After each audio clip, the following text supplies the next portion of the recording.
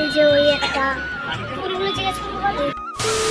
রাধে রাধে, হরে কৃষ্ণা বন্ধুরা, welcome back to my channel. তোমরা সবাই কেমন আছো? আশা করছি তোমরা সকলে খুবই ভালো আছো।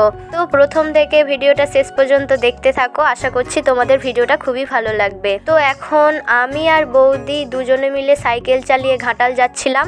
আর এই জায়গাটা তোমরা কে কে চেনো অবশ্যই কিন্তু কমেন্ট করে জানাবে। আর এই জায়গাটা আশা করছি তোমরা সকলেই চেনো। তো তারপরে আমি একটা ছোট্ট টেলারিংয়ের দোকানে চলে গিয়েছিলাম। মানে এখানে টেলারিংয়ের সমস্ত কিছুই পাওয়া যায়। এইটুকু দোকান হলে কি হবে, সমস্ত জিনিসই কিন্তু এখানে পাওয়া যায়। তবে আমার মনে হয়েছে এখানে রেটটা একটু বেশি নেয়। তো এখানে কিছু আমার কেনার ছিল, সেই কারণে আমি গিয়েছিলাম। তো তারপরে কিন্তু আমরা চলে গিয়েছিলাম স্টেশনারি দোকানে, ওখানে টুকিটাকি কিছু কেনার ছিল।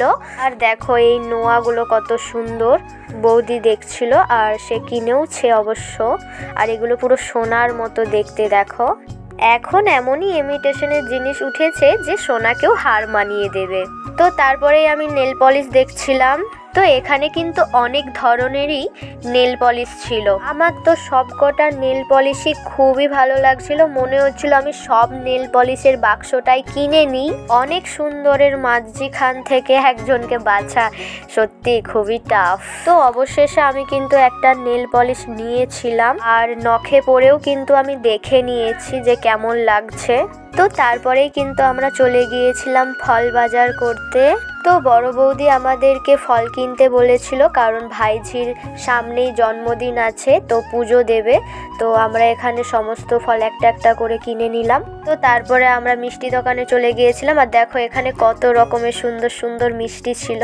আর এখান থেকে আমরা ঠাকুরের জন্য সন্দেশ কিনে নিলাম।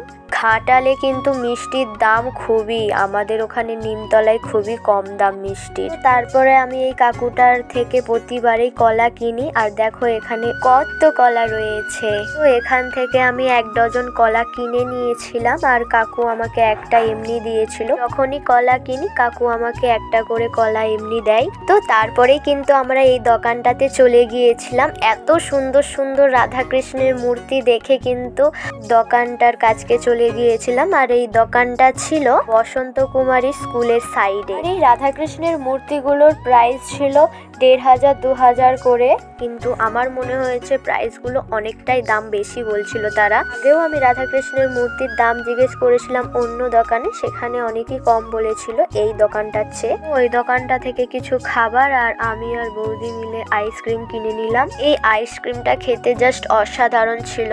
আইসক্রিম খেতে খেতে এবারে আমরা বাড়ি চলে যাব। তো আজকের মতো টাটা।